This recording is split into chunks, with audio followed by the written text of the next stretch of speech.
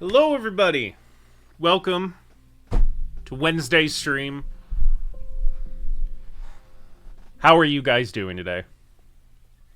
I am fine.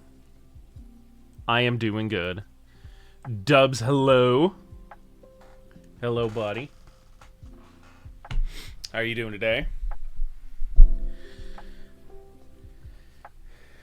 You got 2 of your tests back. Well, I hope you did good. He sounded pretty confident about them. Yeah, hope they went well for you. I think I understand your grading system a little better since your explanation last time. So, but yeah, I hope you did well on them. Hope your continued schooling has been going all right. Fucking God, I need new glasses so bad. These are about. I just thought about it. I think these are like 6 years old.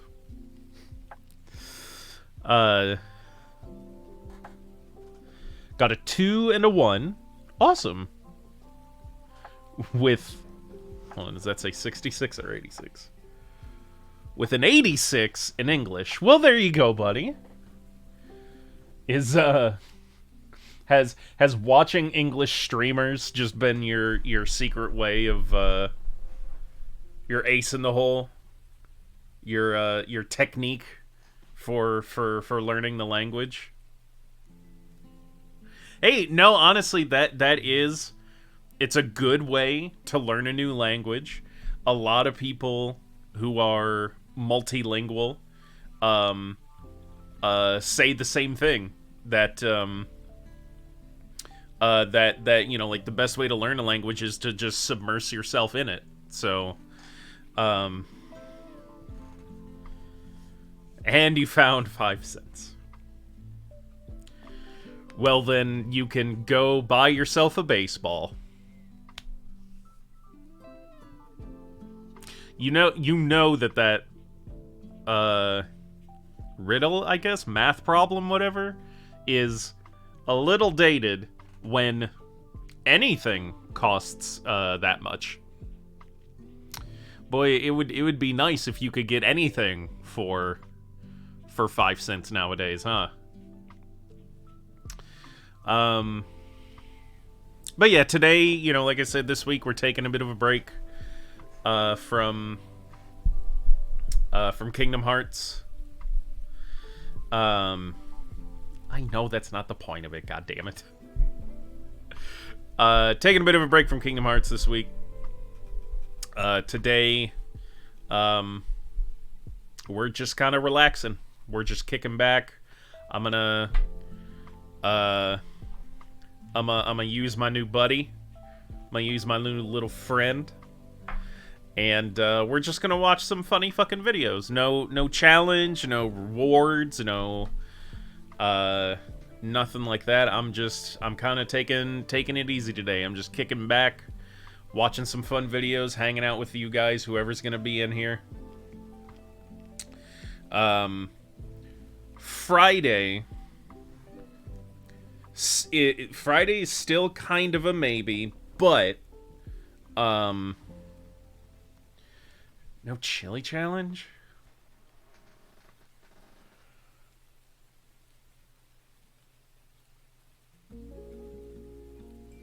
No, and here's why. The only reason is because it's because I didn't really hype it up as such. If I had like an idea for today, and I was like, yes, this is what it's gonna be, and I could give everybody enough of a heads up for, like, you know, people to be here, I may have, but as just an impromptu thing, nah, we're just gonna chill. I I may start making it a regular thing where we do this like in the last week of every month. We kind of take a break from whatever we're doing and have more of the like you laugh you lose kind of content. But we'll start that next month. We'll start that in February, and so I can get it out there, so everybody knows, so people can plan accordingly. Friday. I know I had said Friday was kind of I didn't know what the fuck we were gonna do.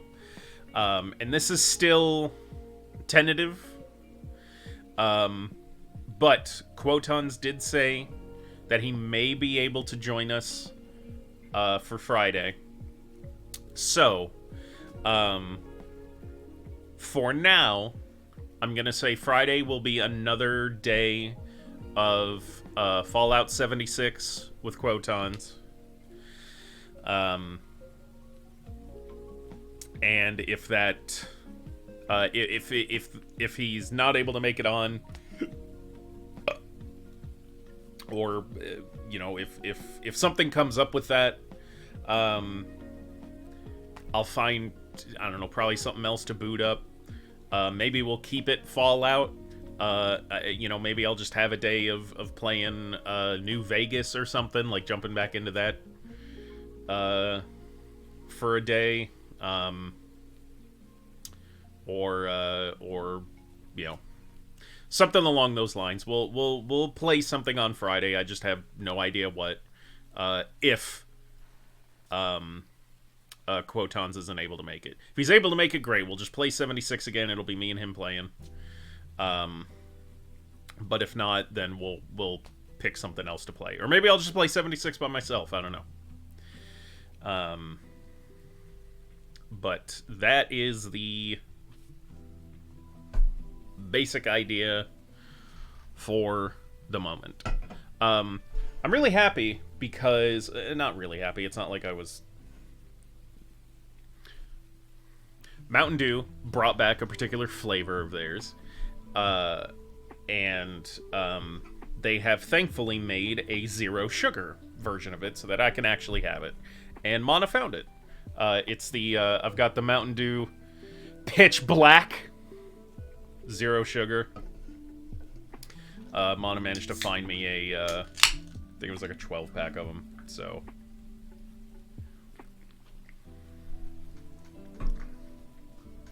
I think it's like grape. It's kind of grapey. I do love the can on it, though. Dark Citrus Punch is what they call it. The fuck is it?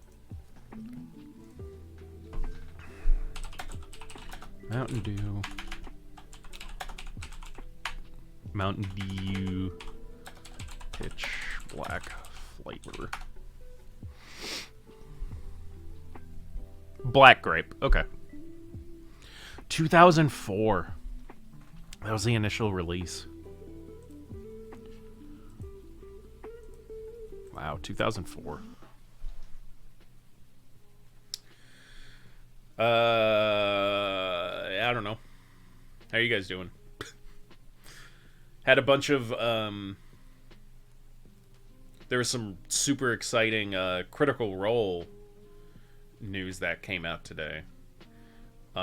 Also a cool Fallout-like game is The Outer Worlds.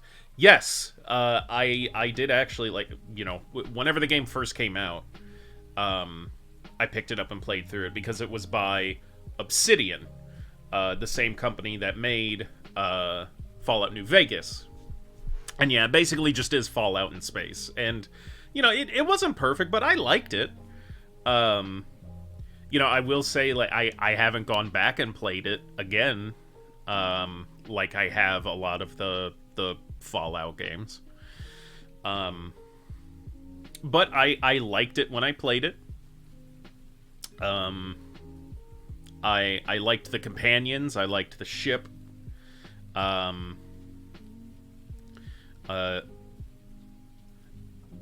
Built myself a sniper. I usually... What do I normally do in games? Honestly, I normally go for... I guess most of the time I go for... So it depends on the setting. Because I was going to say, normally I go for, like, sword and shield. But that obviously doesn't really come up in a sci-fi space adventure type of game. So for the most part, in games like Fallout or Outer Worlds, usually I'll go for like energy weapon type stuff, or heavy weapons. In most games, I tend to go for like more tanky builds, or not, and not even so much in like high health and stuff like that. I am just more of the mindset of, if I can deal enough damage to the thing trying to kill me quicker than it can kill me, that I don't need to worry about armor and health and precision and all that other stuff. So sometimes I will do like sniper builds, so I could just take care of the problem before they even know that I'm there. Or like I said, I'll do like heavy weapons or even like melee builds. Anything that's gonna be like high damage. Because yeah, I'm very much of that mindset. You like sniper builds. Quotons does too. He usually does that kind of stuff. Quotons usually does that. Which I think is his build for 76 right now, or at least it was. I think it was trying out a more shotgunny build for like as we were playing together. But I think before that he was doing like sniper stuff. Honestly, I think he switched mostly because of me. Because if you guys saw the stream on Monday, like I'm going with a heavy like melee build. So that doesn't quite work out with a sniper-like build. If you've just got the guy running in, no guns blazing, I guess sledgehammer blazing, and just knocking people in the head. Sometimes I get somewhere I shouldn't and just snipe anyway. Yeah, so I mean, obviously most popular build in Skyrim, stealth archer, and in most games, in the shooter genre, I think that pretty easily translates to sniper. And I'm all for stealth too. It really just depends on like my mood for that day. I'm very rarely like in the middle of like, oh, I'll try stealth. If it doesn't work, then I'll like do this. I'm very much usually like one end of the spectrum. I'm either all stealth and snipey, getting the job done before they even know I'm there, or it's fuck stealth, fuck being careful, sneaking around or anything. It's just ramp myself up, go in, beat the shit out of them before they even realize what's happening. Yeah, so that's normally what I go with. Usually for Fallout, I remember like when I played Fallout 3 for the first time, and the first time I played New Vegas, like I'd said earlier, I did energy weapons. I just like them. I like the damage they do, and they look neat. It's something that isn't just a gun. For New Vegas, though, just because of the setting and the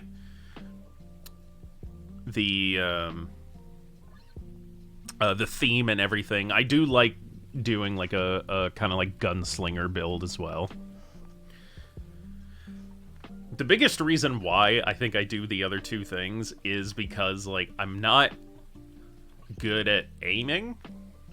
So like I'll do sniper builds for stuff like Fallout, Outer Worlds, things like that.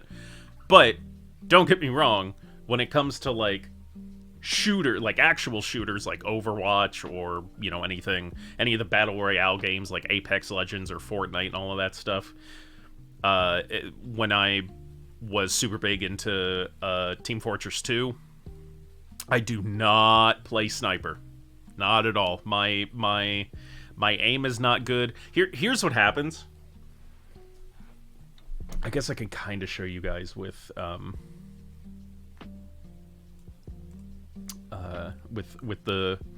poopin' text. Where is it? There it is. So here's my problem. I'll line up a shot, so like you guys are seeing the text move. This is me maneuvering it with my mouse just like I would a shooter. And I'll see that moment and I'll fire, and my hand will just do that. I can't stop myself from these twitches. And you can't be a good sniper and do that. So I don't play them.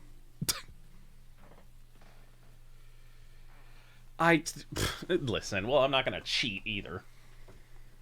And I know I could practice, and I'm sure I could get better, and I could control myself better and things like that. I know, but I'm just not that, I'm not that invested into it. So, it's yeah, I know that's my problem. I know it could probably be fixed with practice. I don't care enough.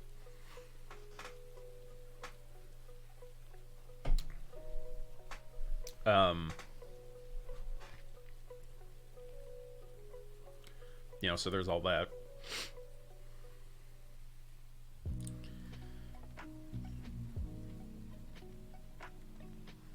Oh, so it's a website called Aim Lab, where you can train your aiming. Interesting. And like I said, if it was for something important, like a tournament or some shit, and for some reason I was put on as sniper or something that really needed to aim, I would probably do so. But I just don't care enough. There's other styles of play that are available in all of those games that when I play them, I just do that. Again, when I was playing TF2, my two big mains were Pyro and Soldier.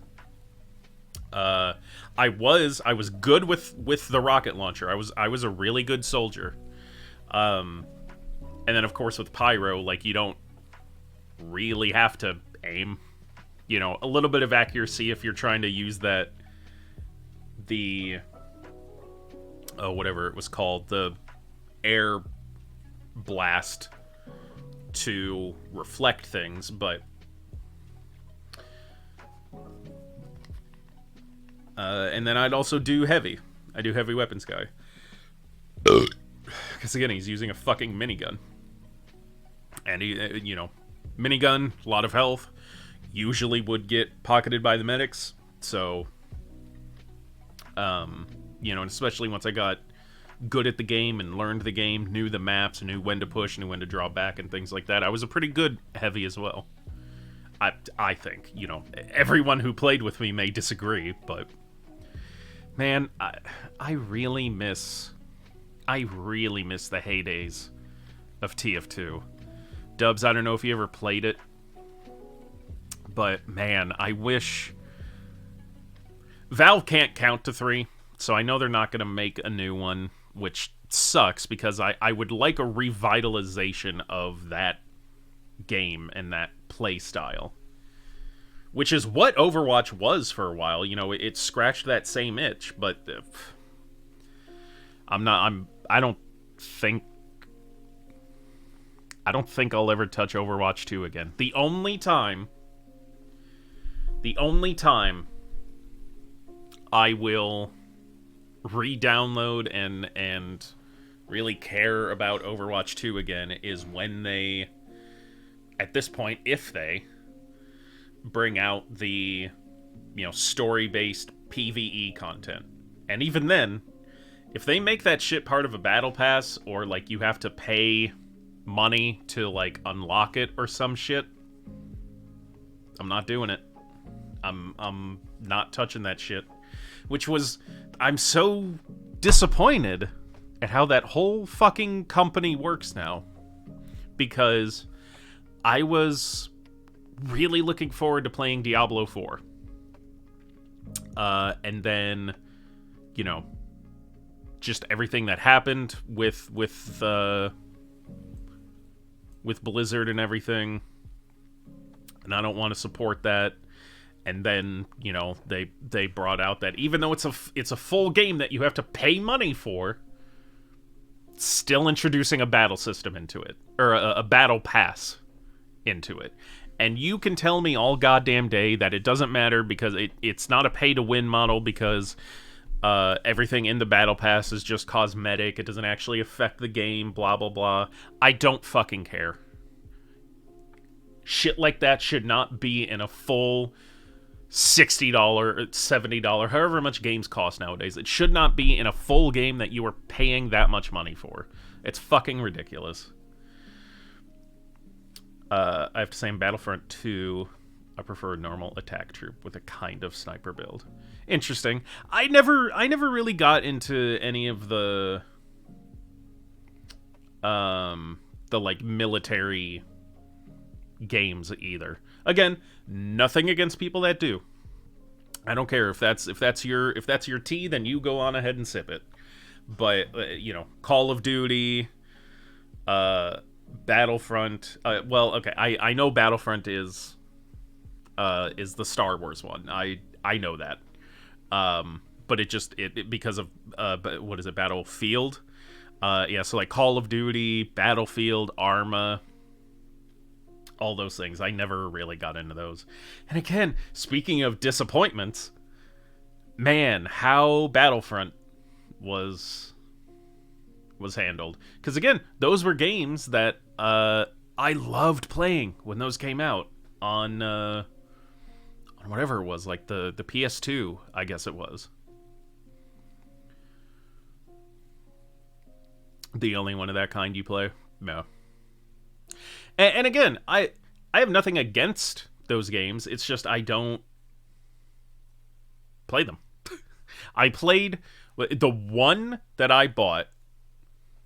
Okay, 2. I did get Modern Warfare 2, the original one. You know, whenever that was the big craze, just because of how many people were playing it, because it was everybody. I did get that and played for a little bit, and it was fun. And then I got Call of Duty Ghosts. But even then, again, like that wasn't. It wasn't the new one when it came out. You know, it was already 3 versions behind. You know, I bought it because it was like $8 or whatever it was at the time.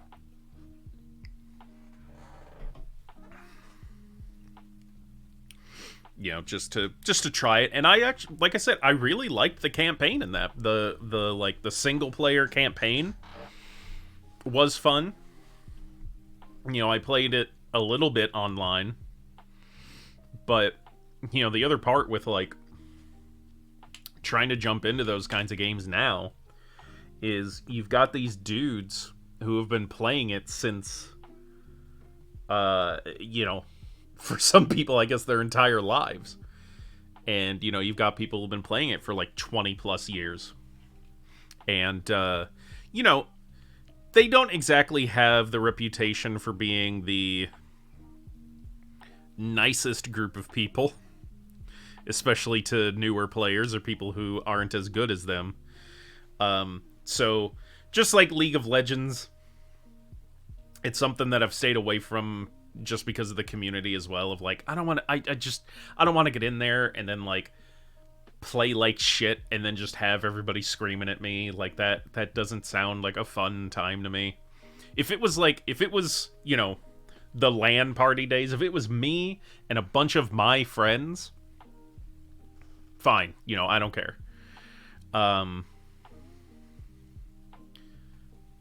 But it wouldn't be that. Because that's the other thing too, is like my circle of friends, I'm pretty sure out of everybody, Quotons is the only one who even has. He said he bought the new version of Modern Warfare 2 um, a while ago, and he's been obsessed with it. Which again, fine if he's having fun with it, but like none of my other friends play, so it's also like I'm not gonna spend that much money on a game that I'm gonna play with like maybe one person for like a little bit, and that's it. All right, Dubs, thank you very much. Thanks for coming in and hanging out with me, man. It means a lot. Do you have fun with whatever it is you're going to do with the rest of your evening or day or whatever the fuck it is over in Germany right now? All right, well, with that, I've been watching I don't know if I should. For some reason, I feel like almost ashamed of this, but I really like Hell's Kitchen. I know the format hasn't changed since it came out. It's like 11:30 p.m. there. Okay, well, I appreciate you staying up. Staying up this late. So you're, if it's 11:30, you are 7 hours ahead of me. Because it's 4:32 here right now. Okay, thank you. I don't know, because for some reason, like, whenever I tell people that, most of the time the reaction is like, really? Like, yes, really? What? There's a reason the show has been on for 21 seasons now.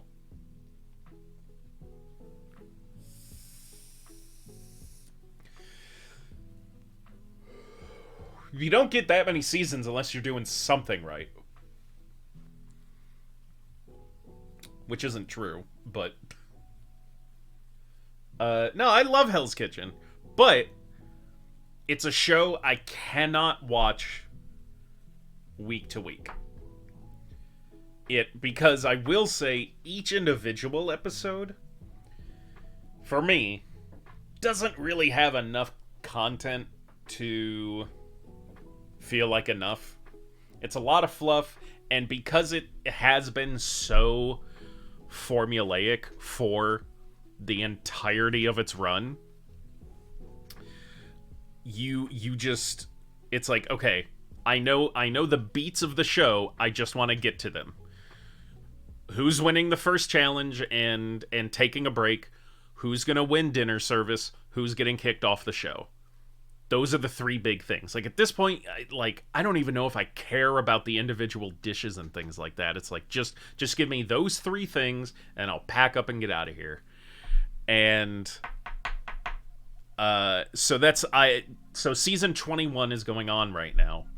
And I thought it was done, so I started watching it, but I've caught up now.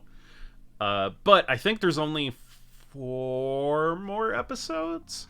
So I don't know if I'm gonna... the new episodes premiere Thursday evenings, I think, so I could watch them Fridays. But I don't know if I'm going to watch it week to week just to finish this season off for like the last couple episodes, or I'll just forget about it, wait a month, and then finish out the season. First time chatter, GeoGirl 007. First of all, welcome in. Thank you for coming into the chat. I didn't even think it was on that long. Good on them. I like Kitchen Nightmares as well. And yeah, who's gonna have the first meltdown? And that's always the like problem. I don't know about problem, but like, for me, the thing about, you know, the first 5 to 6 episodes of a new season is it's just all gonna be shit. Like, you can really tell very early on the people that are gonna be there till the end. Most likely, you can take a solid guess at who the winner is going to be. And then it's just getting the really shitty, annoying, egotistical, batshit insane people off the show. until everybody like finally starts performing well enough. And then Kitchen Nightmares too, like, again, on the whole, pretty formulaic. He gets there, he sees what's wrong, everyone has a shouting match, it's not my fault, it's their fault, and then they kick it in, they do the rebrand, it kind of goes okay, Gordon leaves, and then you hear in the news like 2 months later they closed down, or they went right back to what they were doing before. Again, obviously different things here or there, but I also think that's why these shows have lasted this long too, is because they found out what works, they found out what people like, so they're just gonna keep making that. And you know what? Okay, I'm gonna keep consuming it. I like a lot of Gordon Ramsay's shows. Again, I like Kitchen Nightmares. I like Hell's Kitchen. I did watch Chopped for a while, for a little bit.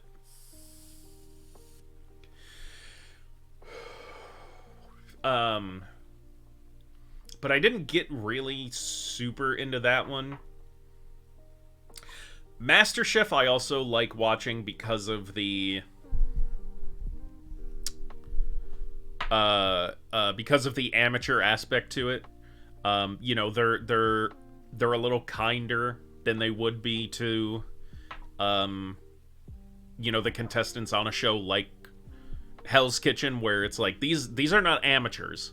These are people who have spent years, you know, in kitchens learning this shit. They know you know, all these recipes and the lingo and the equipment and all this stuff. And then MasterChef, like, these are just people. You know, these are just regular people who, like, maybe have some experience here or there, but otherwise are just, like, home cooks. And of course, yeah, MasterChef Junior, where that's the show you watch, I think, as, like, a palate cleanser for Gordon. If you're like, oh, I really want to watch some Gordon Ramsay, but I've just watched a ton of, like, Kitchen Nightmares, Hotel Hell, Hell's Kitchen, and I want to see more Gordon Ramsay, and I want to see more cooking shows. But I just kind of want him to be nice. If you want to see the real him, you know. I've only ever watched clips of MasterChef Junior, mostly because, like, I just don't really like kids. So I've seen the good ones, I've seen the clips, but I don't think I've sat down and actually watched it. He is, though. You know, I've seen a lot of his other stuff, and especially, I fucking hate American television. If I can, I always try and watch the British versions of his shows, because I'm sick and tired of the editing, of the music, of the stings and the sound effects and all the shit that they're just, like, constantly throwing at you. I love the British versions of his shows where they're just allowing the content itself to drive the show and to be entertaining. They don't need this choppy editing with all this intense music and sound effects and we'll be right back, find out in 5 fucking minutes. They let it play out. They let the emotions be there. And it's just so much more calming. Even in the intense moments, I'm more of just, like, sitting there, like, just, like, watching him, you know, like, go into these people, and just letting that silence sit there is for me carries, like, so much more weight than any fucking music and violins and orchestra that they throw into all of the American television. And yeah, and, like, especially watching him work, like, with his kids is really fun. Mostly because those are those opportunities where, like, you get to see him taken down a peg or two. Because they're his kids. They don't give a shit. They know, like, who he really is, and you know, it's their dad. Like, they live with them. So the couple times that Uh, I forget her name, but his daughter, his eldest daughter, like she's been on Hell's Kitchen a couple times for some episodes. Like I think her like Sweet 16 birthday was an event that they did there. Um, and then maybe even her like, is she 21 already? I can't remember. Tilly. Okay, that's what I thought her name was, but I that sounded wrong. Um, but yes, Tilly. Like I know they did her 16th birthday on there. Is she 21 already? Because I think she had some other celebration, and that was on there too. As a dinner service evening.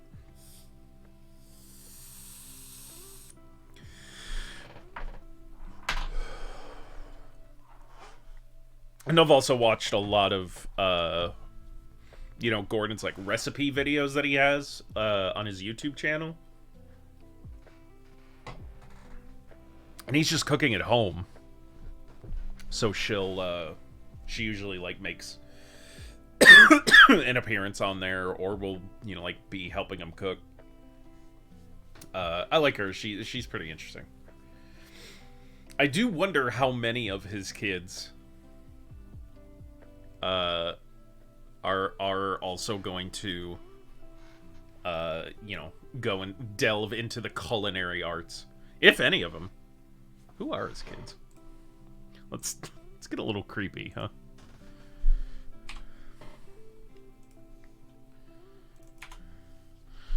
Gordon Ramsay's kids. I feel even gross just kind of typing that. So there's Tilly, there's Oscar. I thought he only had 3 kids. Gordon Ramsay has 5 kids.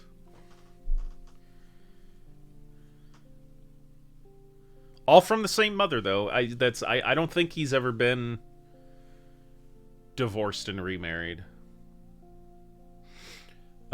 Megan, twins, Jack and Holly, Matilda, and Oscar. Okay, I was looking for the name Tilly. I guess that's a nickname for Matilda.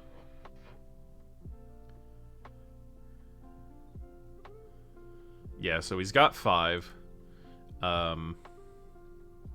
I feel so weird like looking into his kids, but like I'm just curious as to like what they're doing. Which is I don't know.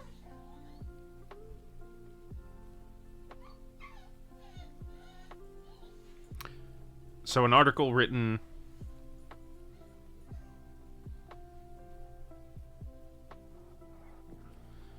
a year ago. Almost a year ago.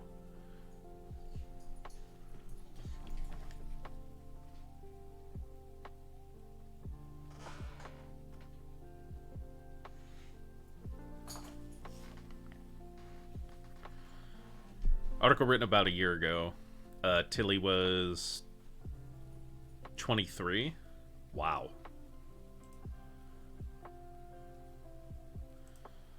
Well, let me just see. Gordon Ramsay's kids. Culinary?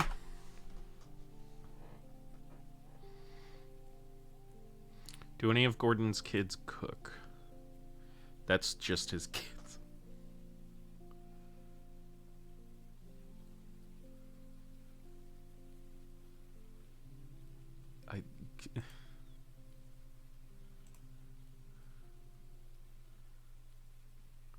Just tell me.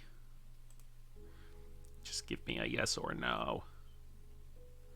I did know this one. The fact that he said like that they won't, like, they're not getting like this big inheritance or anything. I wonder what Gordon Ramsay's net worth is. Which I think is also a little creepy.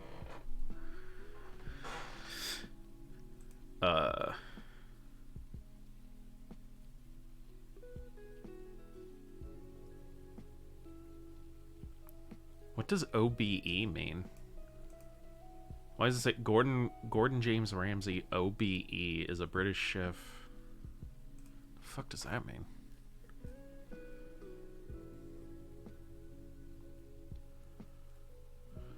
Oh. Oh, Order of the British Empire. The most excellent order of the British Empire is a British Order of Chivalry, rewarding contributions to the arts and sciences, where blah blah blah. I figured he had, like, something, but...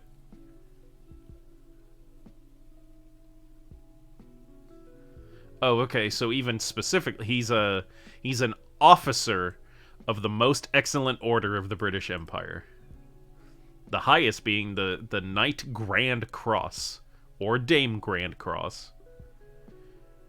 Oh, let's see who...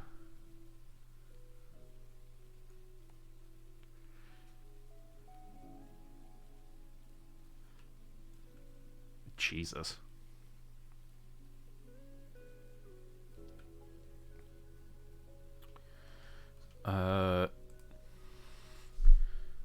Hold on. What was it? British Empire? British Empire Grand Cross. Grand Cross British Empire owners. Basically, you're cool. Yeah, it's you know, like the same thing as like when people get knighted. It's like, okay, like, yes, technically speaking, they are literally a knight, but like, yeah, it's just like, you're like a super cool British person, and so here you go. List of Knights of the Grand Cross of the Order of the British Empire. No, what's some recent shit? Okay, nothing after the 30s? Oh, here we go. Yeah, what's the most... The Earl Howe. John Burton. Christopher. I'm trying to think if any of these sound familiar. Ian Wood.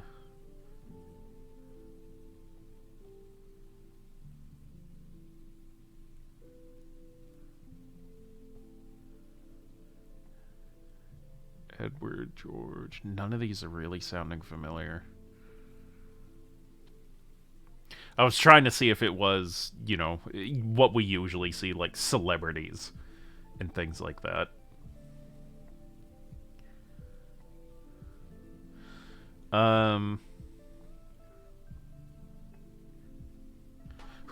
Okay, so what would they be? Because I'm thinking of, you know, Patrick Stewart, Ian McKellen, Judi Dench.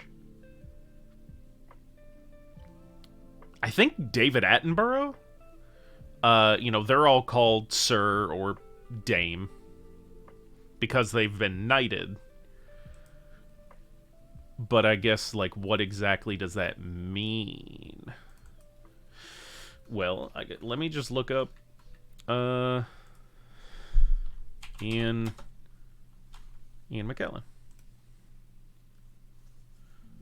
Sir Ian Murray McKellen. Okay, CH. Order of the Companions of Honor. So, what's that then? The Order of the Companions of Honor is an order in the Commonwealth realms. What?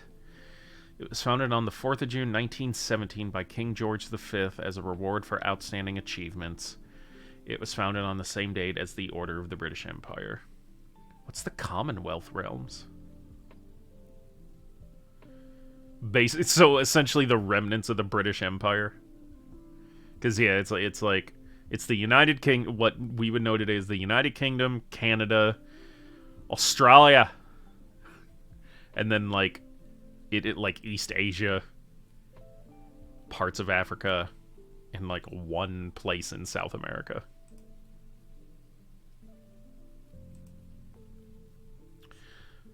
Okay, but what? Knight? If I just look up Knight. Oh, it's right there. Ian McKellen was knighted in 1991. Hey, that was the year I was born.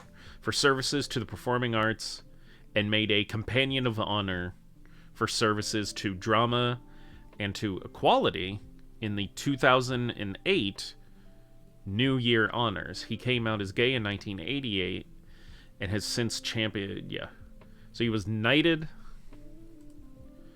in 1991 for the Companions of Honor. So do they have different ranks?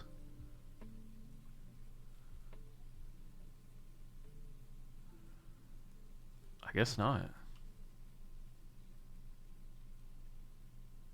They only have a certain amount of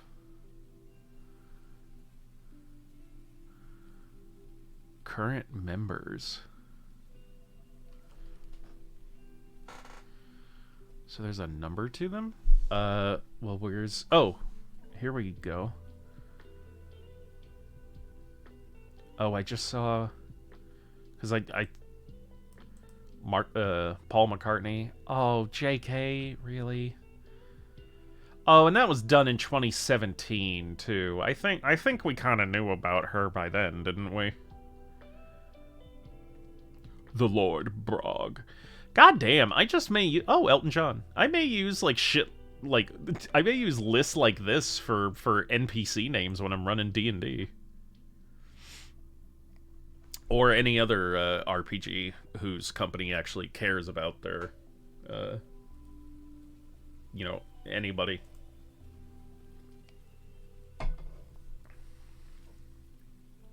I'm sorry, I kind of went off on a tangent here, didn't I?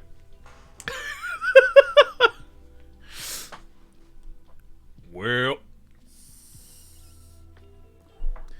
we were looking up shit about Gordon Ramsay. Gordon Ramsay.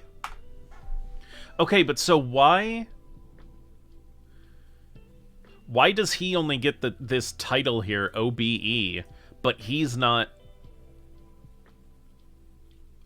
a Sir? Why is it not Sir Gordon Ramsay? Also, my man has looked 56 for, like...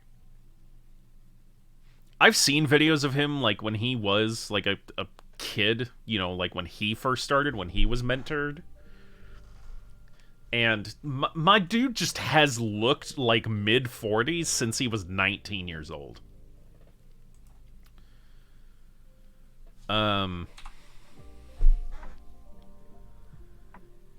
Hell's Kitchen, Kitchen Nightmares, The F Word. I never watched The F Word either. I don't get what it is. I've seen clips, and that's why I'm confused as to, like, what it is.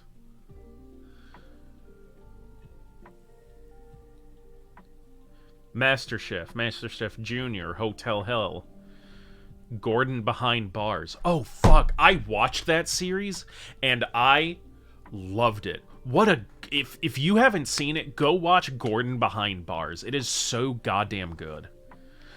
Gordon Ramsay's 24 Hours to Hell and Back. Next Level Chef. Before E. Except after the C. Yeah, if you guys haven't seen it, watch Gordon Behind Bars. It's super good. I also liked... hold on, is this the show I'm thinking of? Yes. I liked 24 Hours. I like Hotel Hell.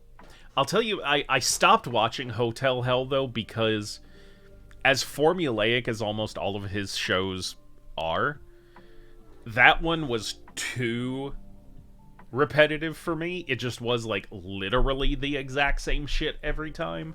So I kind of dwindled off on Hotel Hell. But I still liked it. Hold on. I keep flipping back and forth. I forgot I've got, like, a 2-monitor fucking setup here. I have not watched Next Level Chef yet. I don't know what it is, but, like, every time I pull it up to watch, it gets started, and then I just zone the fuck out, and I'm like, I'll get back to it later. I think I'm just worried about it being the same kind of formulaic shit that we've seen with all of his other shows. Like, I feel like it's just... It feels like it's just MasterChef, but on speed. Like, it's still the same concept of, you know, like, amateur chefs coming in to do these challenges, but instead of taking place over the course of a season or whatever it is, it just takes place over the course of an episode. So I don't know. I don't know how interesting that is. Ramsay was appointed an OBE by Queen Elizabeth II in the 2006 New Year's Honors List. That's interesting.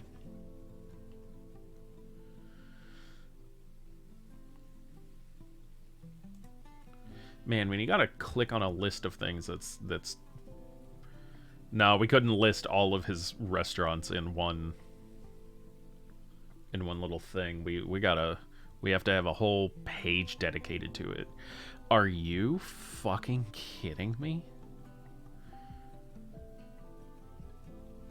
Okay. Alright,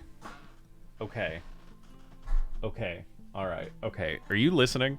I knew that the man owned some restaurants. I had no fucking clue it was this many. Holy shit. And I get some of these are franchises and they're showing like every single individual location. But still, that's income from literally all of this. Holy God. Oh, Amaryllis. That's the name. I'm sure it's like probably just a plant or something, but that was the name of a character one of my friends played in a campaign that I'm DMing. I need to update her. She's been kidnapped on a train for like a year. Right? It's like, yeah, like I knew he was a restaurateur and things like that, but good fucking Lord. There's so many. Amaryllis, Angela Hartnett at the Cognac.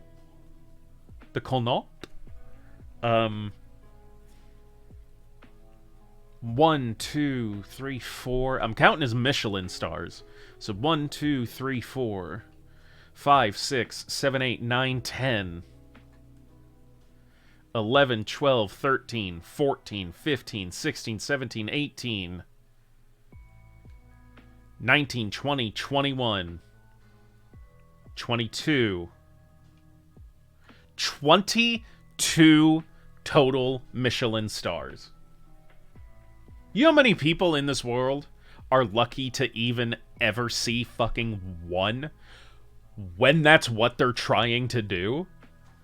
Holy shit, and this man is just shitting them out.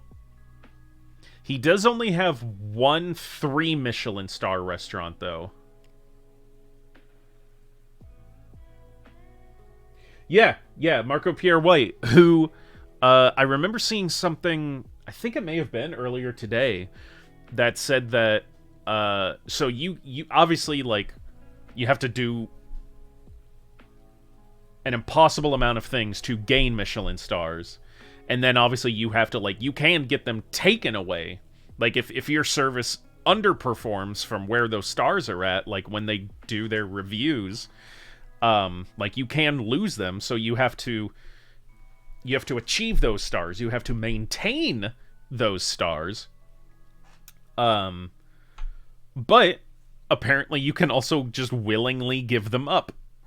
Like, if you, like, attain a certain level and it just gets to a point where either because you have to or because you want to, and you're just like, look, saying I have a Michelin star isn't worth all of this shit, you can give it up.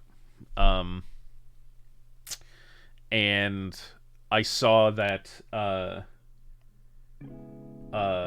Marco White, as he retired, like as he was in the process of doing it, gave up all of his Michelin stars. I'll look that up for confirmation, but that is what I heard. Yeah, so Gordon Ramsay's only 3 Michelin star restaurant is Restaurant Gordon Ramsay in London, It was opened in 1998, and it has not shut down. Can you fathom being able to get into that restaurant? Like, I could not pretend to think how difficult or how expensive it would be to eat at this restaurant. I wanna know. It has... Wow, so here's the other thing, too. Remember what I said about, you know, like, maintaining Michelin stars? In 2001, it was awarded 3 Michelin stars. In 2001! Yeah, and in 2022, Ramsay celebrated 21 years with all 3. This man has owned a restaurant with 3 Michelin stars who is now old enough to drink in America. That is goddamn ridiculous. What do you mean reception? What the fuck do you think?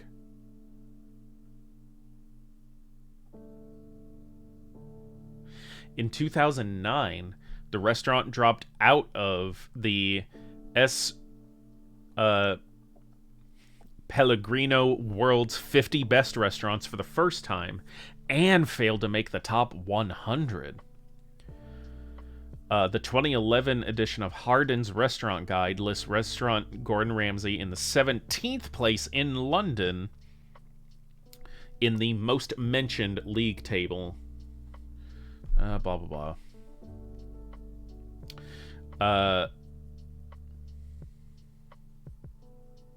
However, the Good Food Guide lists restaurant Gordon Ramsay as the second best in the country, behind the Fat Duck in Bray, Berkshire, and was described as, quote, the nearest thing to a world-class restaurant experience in London. No other information. No children's menu. Reservations 3 months in advance.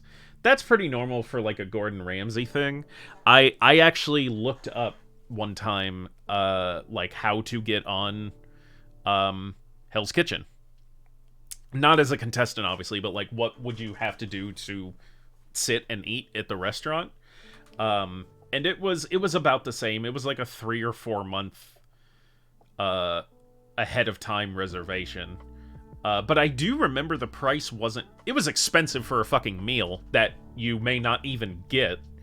But it wasn't, like, impossible. Because I was thinking of doing that for Mana one day, because they have a location in Las Vegas. And I thought it would be really super cool to, like, do that one year for, like, our anniversary or something. Let's go to the website. Because that's where you must go to make a reservation. So let's... Yeah, whatever. Let's pretend like I am wanting to go eat at Restaurant Gordon Ramsay in London. What do I have to do that? Book a table. That'd probably be the first step. Okay, where does this take us? Book a table at Restaurant Gordon Ramsay. Whoop. Please note that Restaurant Gordon Ramsay is open Tuesday through Saturday, and online reservations are available for 1 to 6 guests up to 3 months in advance. For bookings of 7 or 8 guests, please call our reservations team on this phone number. For larger bookings of 9+ guests, please complete the online inquiry form below. Thank you. Geo Girl, thank you for subscribing! That's awesome! Thank you. That means a lot.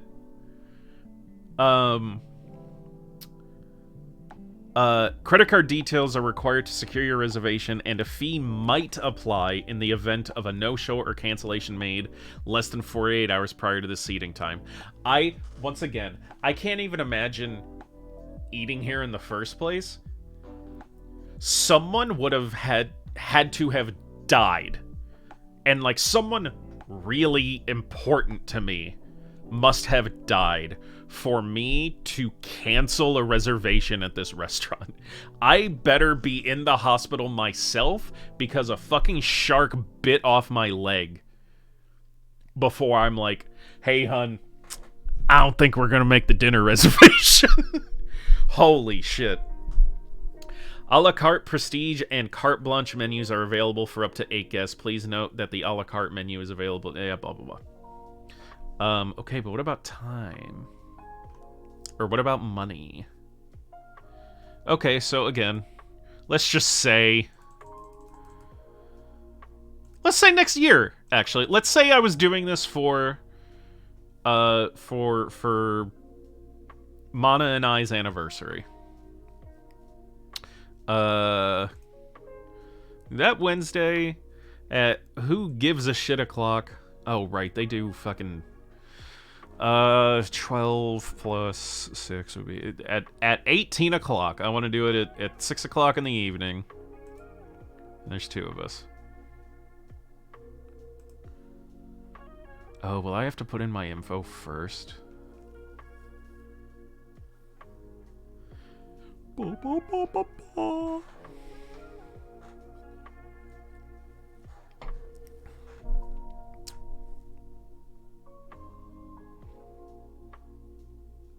Sorry, there's no online availability.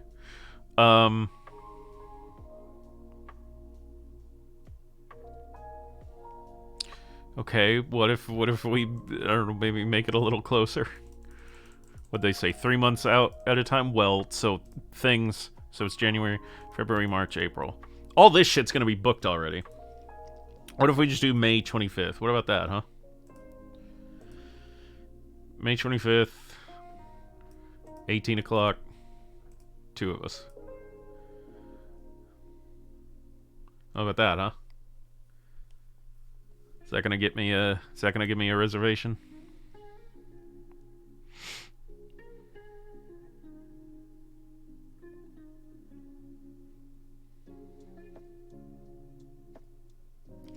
What do you mean? Whatever. I'm gonna... There's no way they're like booked out for a year already, though, are they? What does carte blanche mean again? It means like fucking whatever, right? Complete freedom, yeah.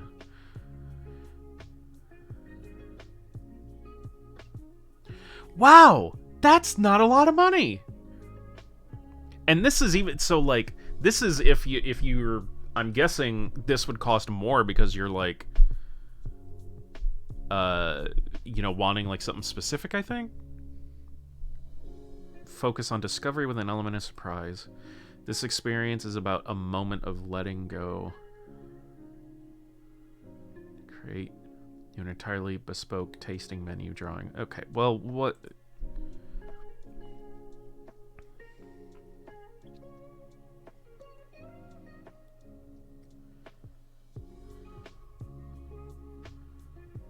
Oh, this is the a la carte. No, menu prestige? Is that what the, like, normal menu is? Winter salad, ravioli, Cornish turbot? Turbo? Anyhow. Oh, Einho. Park follow deer. Ooh.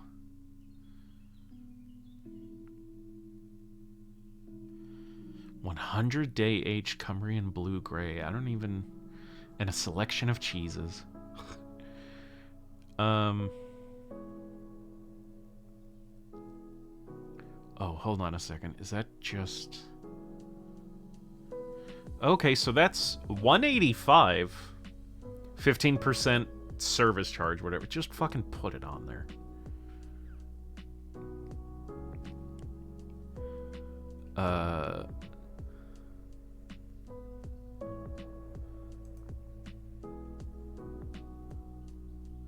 So 220 pounds a person for carte blanche, 185 for menu prestige.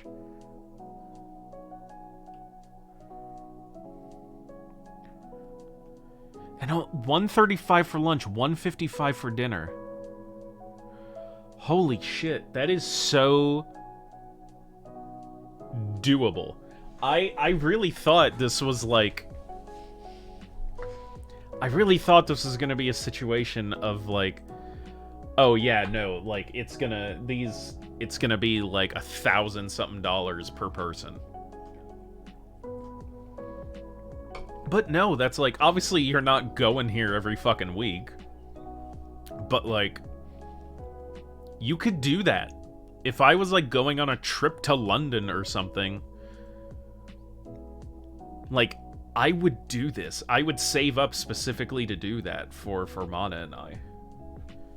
Huh. Okay. I was really thinking that was gonna be completely out of grasp for like my entire life. But no, that would be like doable. It probably is getting the reservation that's the most difficult thing.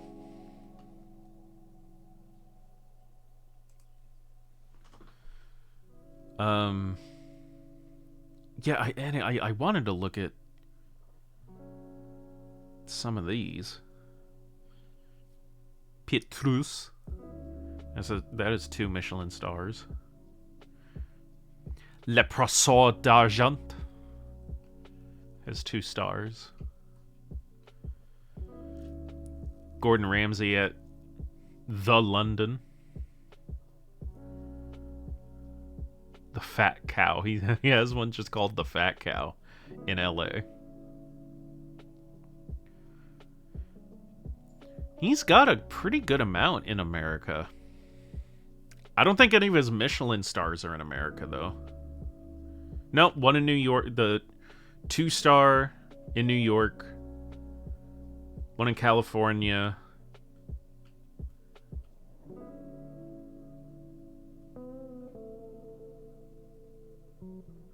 United Kingdom, France, United Kingdom.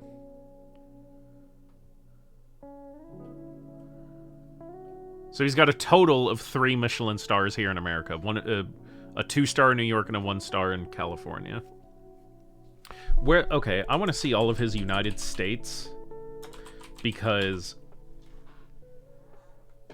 I really want to try and like make something like this a possibility. Like, I want to do this with Mana someday. So I'm trying to find the closest place to me. So not California. I could maybe get to Boca Raton. We go to Florida a lot. Oh, wait, was it closed? Is this closed? God damn it.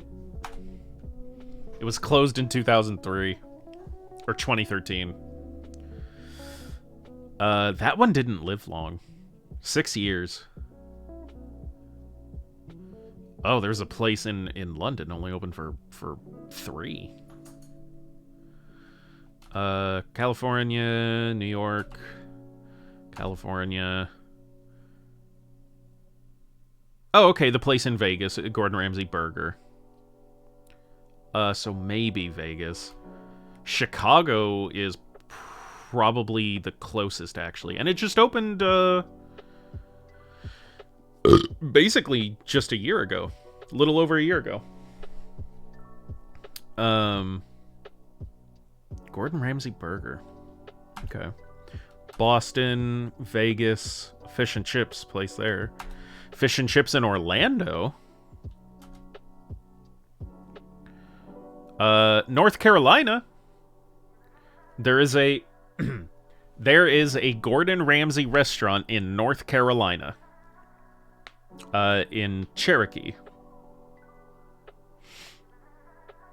So just pointing that out to anybody in the audience who may be interested in that.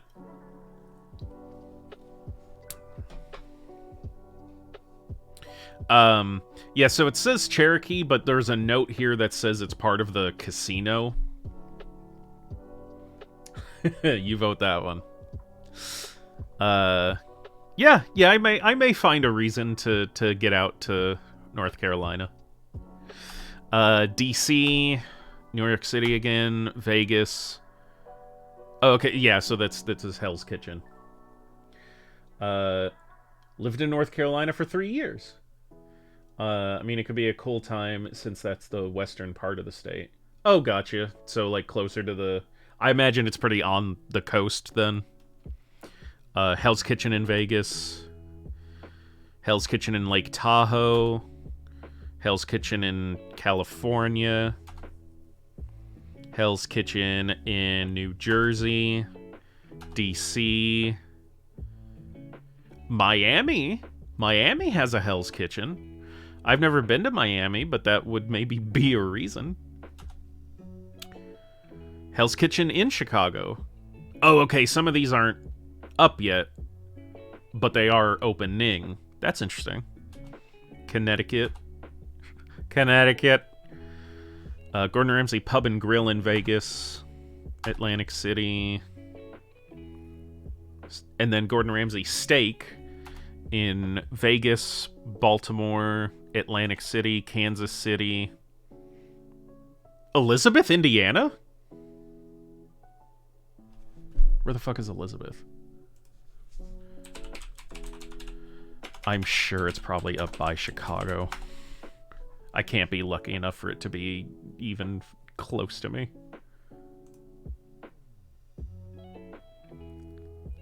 Yeah, show me the map. Where is it?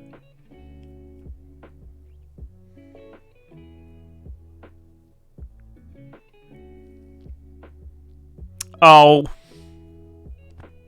I just saw the message. Thank you so much. Obviously I won't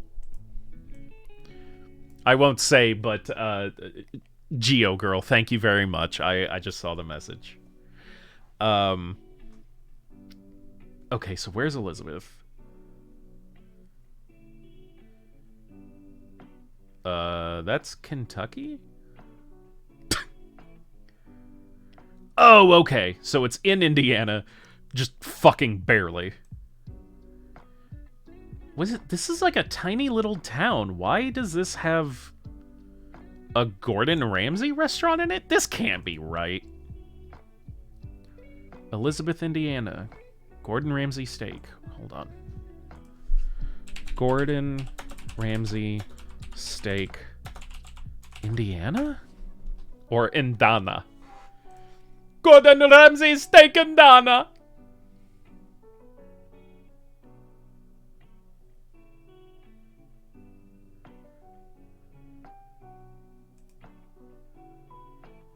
Is it this small little town? That's right outside Louisville? It is! What a weird place to open a fucking Gordon Ramsay. Like, why wouldn't you just go here? That's where I expected it. Or, like, at least in Corridon or something, or Charleston. Why right here? That is so strange. And it's only got 2 reviews! When did it open? Oh, it literally just opened. January, a couple weeks ago. This opened 20 days ago. 21 days ago. Wow. Well, that one, that one sounds probably the closest. I want to check this out.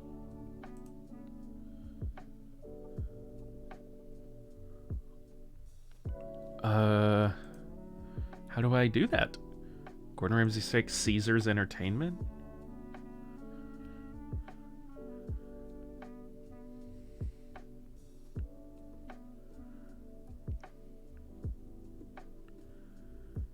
How much does it cost? Do you have to be a guest to go to the restaurant, or can you just go to the restaurant?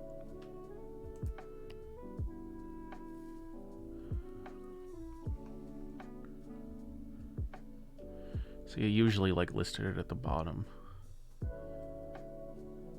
Because I also, obviously there's no prices like on here. Okay, so what do they got? A Caesar salad, of course. A lobster. I love lobster bisque. I wish fucking Evansville had Zoop. We had Zoop. We had multiple locations of Zoop, and I loved them all. And I loved their soup, and now we don't have fucking any of them.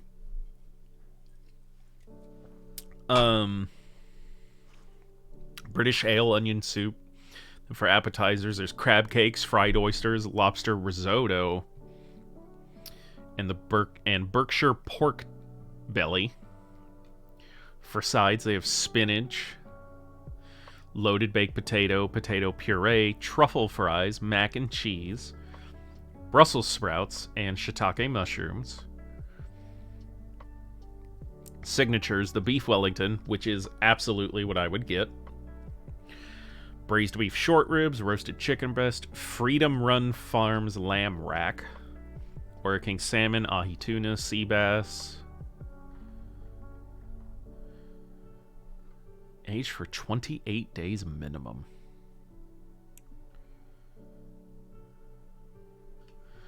Yes, but I want to know how much. I want to know how to get here, please.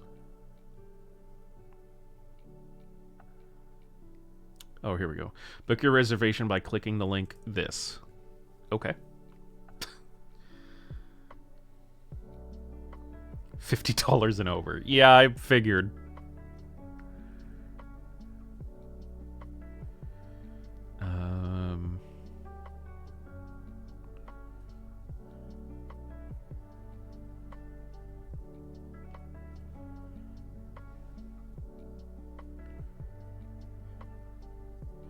How do you know how much you're paying? What happened to my music? Yes, continue watching, goddammit. You see, this is a problem with... Anyways, 2 people. Let's just say... Okay, so again, let's say I wanted to do this for our anniversary. Let's say Saturday the 25th at 7 p.m. At the moment, there's no online availability within 2.5 hours. Okay, well... what about later than that? What about, like... Oh, 2.5 hours, so that would be like... What if I said 11 p.m.? Well, what if I went, like, really early? What if we made it 1 p.m.? What if we made it a lunch? Okay. What's wrong here? What does that mean? I don't know what that means.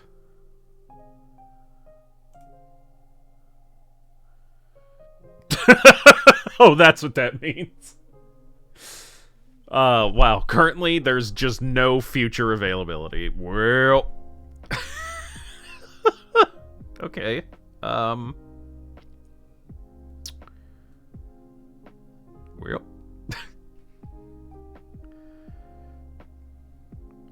Okay, so obviously there's tons of 5-star reviews, right? I want to see... No, I want to see 3 stars. Because the 5 stars I get, even the 4 stars I'd understand. The 1 and 2, obviously just, like, probably, like, really shitty people. Or the restaurant just was, like, really off that day. But I want to know who was, like, I don't know, like... It wasn't terrible, but, like, it wasn't that fucking good. Like, I want to know the 3 stars. We'll probably have to go from the bottom up.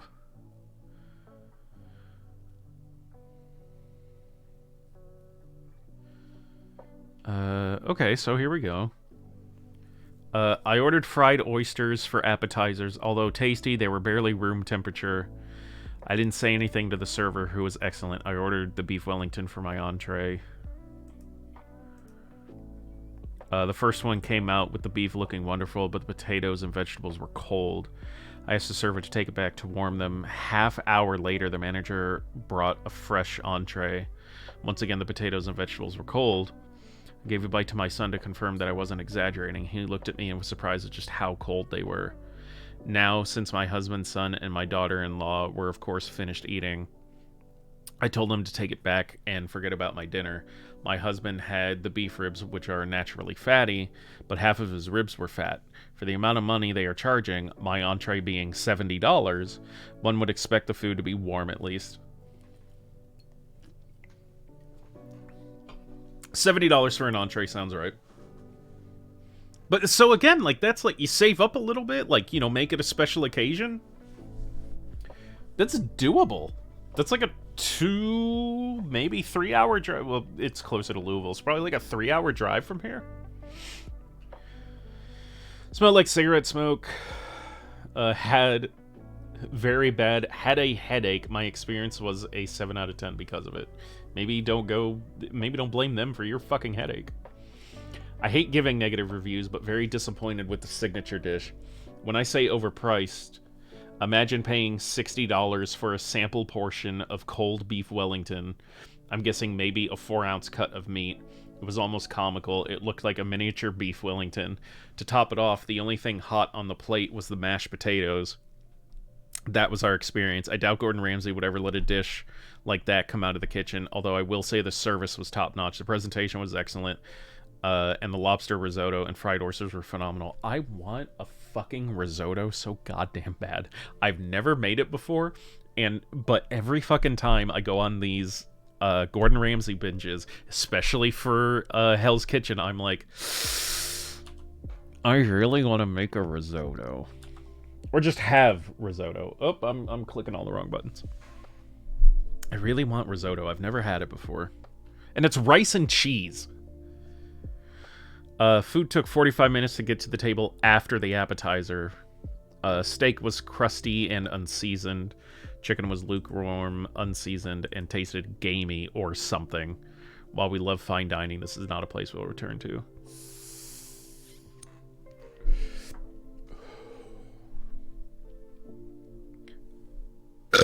Waited a long time for our food. Having been to multiple Gordon Ramsay restaurants in Vegas, I actually found this one to be a bit overpriced for what you get. They were out of multiple items, including steak selection and bread. For a brand new restaurant, found that to be odd. Well, no. Okay, I guess if it's Gordon Ramsay's, but like for a new restaurant to be like out of things wouldn't come as a huge surprise to me because they're still kind of like figuring things out. Way too expensive. Sorry to see billions go to French onion soup was, Sorry to see... what the fuck are they saying? Sorry to see billions go to the French onion soup was tiny... Was tiny, small compared to Binion's French onion soup tiny portion?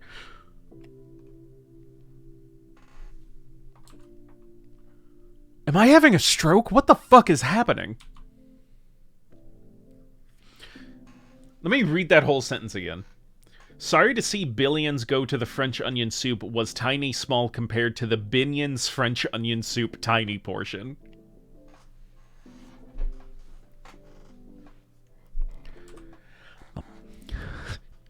My brother in Christ.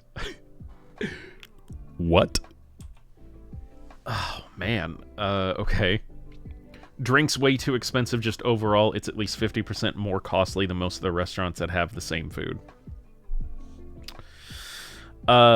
Service was absolutely amazing, but I promise I'll get off of this in a sec. Oh, well, this is actually the last 3-star review, so I'll finish this one and then I'll be done with this.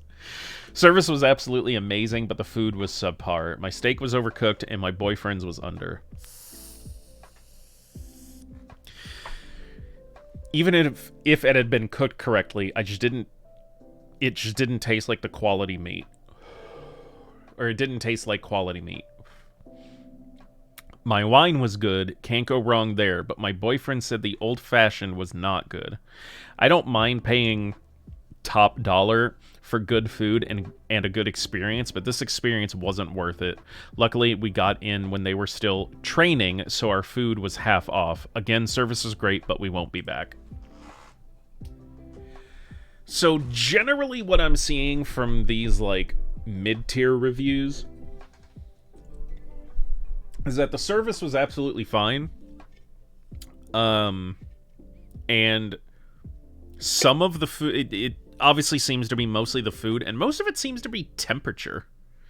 A lot of people saying that stuff was coming out cold, which to me means either, because here's the thing, cold means two different things depending on if you're a consumer of food versus the chef of the food, because cold to like chefs, it would if like a normal person were to touch it, would like they'd be like, what the fuck are you talking about, that's burning. And it's like, no, it's definitely not where it should be.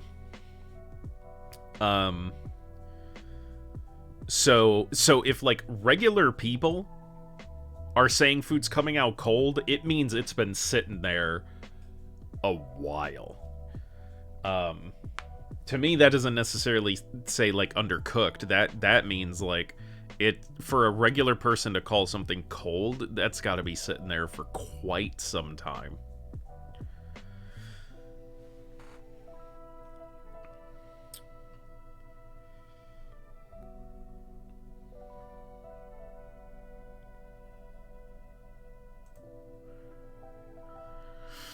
Well, okay.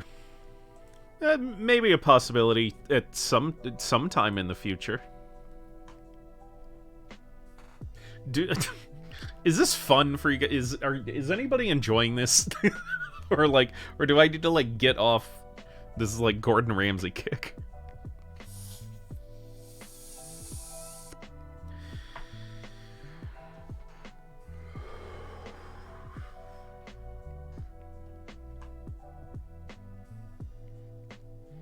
My man owns a lot of restaurants.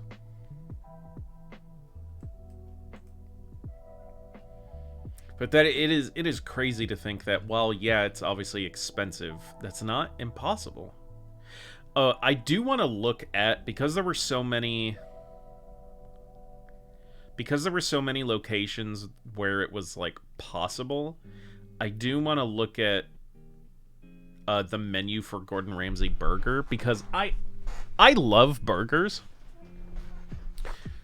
but it's very rarely the restaurant I go to for dinner. I'm fine with, like I said, like I love burgers, but they're just never my like first choice.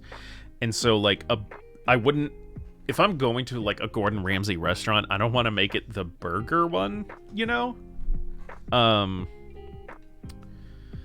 But it's so, okay, where did I say the closest one was? There's one in Vegas, there's one in Chicago. Okay, let's check out the Chicago one, and then I'll stop talking about this. Gordon Ramsay burger, Chicago. I just want to see their menu. I don't care about price, because I know like how much it's gonna be. Although they have a to-go menu, which shocks me. Oh, no, you know what? This looks like they're like... This is basically the affordable restaurant, I'm thinking. Like, still probably expensive, but... Hot dogs. That does not look like something Gordon Ramsay would... Spelling something like this seems like something Gordon Ramsay would make fun of people for doing and, like, yell at them for doing. Maybe he doesn't care because it's in America. Okay, what's the featured burger? $21. Signature burgers. The Hell's Kitchen burger. Mozzarella, roasted jalapeno, avocado, roasted tomato. So, like, 16, basically $20 per person. That's not bad. That's not bad at all. I'm gonna put the Vegas location, actually. Just again to see how easy...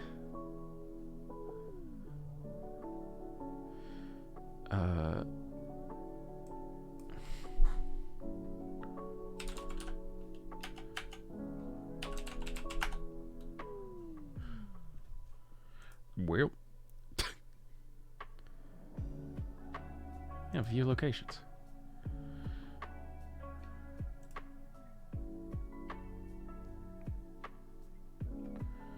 This doesn't even have a booking thing on it. There's this one. You can only book at Chicago right now? That's crazy. Oh, okay. While we accept reservations, walk-ins are always welcome. Does it say the same at the Vegas one, though? Gordon Ramsay Burger at Planet Hollywood Resort, blah, blah, blah. Focus on... For reservation information, please contact the restaurant directly. Gotcha. That must be their much more exclusive one, then. But yeah, the Chicago one really is like a regular restaurant. Like, you're obviously paying, you know, for averagely available restaurants top dollar. For a burger joint, that's definitely, like, you know, a little expensive, but not by much. We've got a Red Robin here, and it's been a while since we've been, but I would imagine by now, with like just how prices are, most of their food is probably anywhere from $12 to $16 a burger. So that's you know, not much more than something you'd find around here.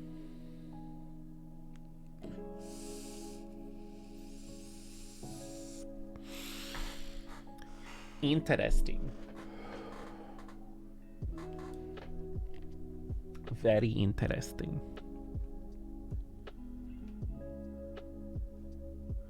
What about the About? What about the About?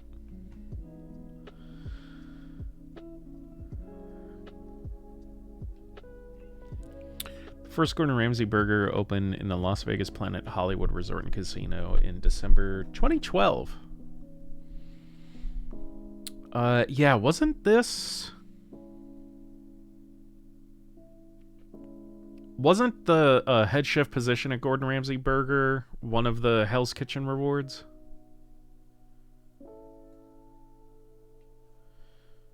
Well, let me check. Hell's Kitchen. Gordon Ramsay Burger.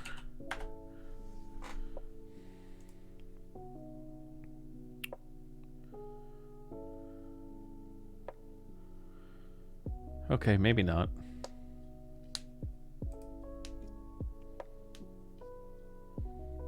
Yeah, range from 17 to 26 bucks. What I would expect to pay at like a Gordon Ramsay restaurant for a burger.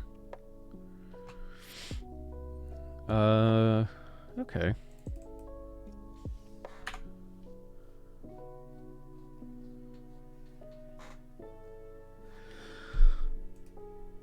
Alright, well guys, actually, you know what? I think we may just fucking leave it there for today. I don't know. I didn't really have... We were gonna watch some, like, funny videos, but, like, I didn't realize that I've just kind of been sitting here doing this shit for... I didn't realize it was 5:40 already. And I'm getting hungry. For no particular reason. So I think I'm gonna go make dinner.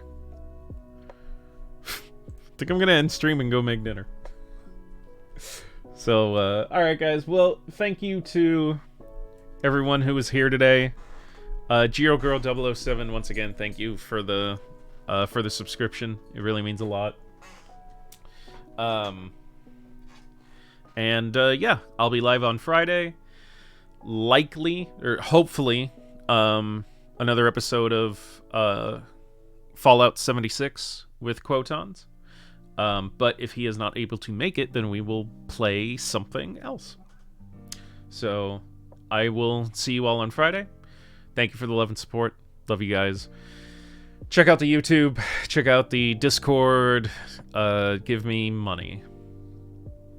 I'll see you guys on Friday.